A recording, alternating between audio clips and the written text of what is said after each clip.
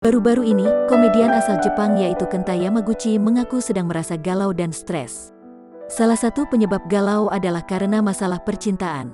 Lewat kanal YouTube The Onsu Family, Kenta menceritakan dirinya yang sedang patah hati karena cinta. Hubungannya baru seumur jagung tapi kini sudah kandas. Namun hal itu tidak berhasil, bahkan pesannya pun tidak dibalas. Ia pun meminta pencerahan dari Ruben Onsu yang dulu memperjuangkan Sarwendah. Bahkan Ruben dahulu pernah ditolak 4 kali. Selain itu, Kenta mengaku saat ini sedang stres, di mana berdampak pada kebiasaan tidurnya yang menjadi tidak teratur. Ruben pun memberikan beberapa dukungan. Ini tolong ya, penonton Ruben Onsu, gue kasih tahu ya. Kalian siapapun yang menjadi pacarnya Kenta, jangan khawatir. Karena gajinya kita pegang. Jadi kalau jadi istrinya Kenta, kalau ada apa-apa bisa minta ke manajemen, ungkapnya, Selasa, tanggal 6 Juli tahun 2021. Selain itu, Ruben juga mengatakan untuk para perempuan jangan hanya melihat Kenta dari fisiknya saja. Kenta, kata Ruben, sudah cukup mapan untuk dijadikan pasangan.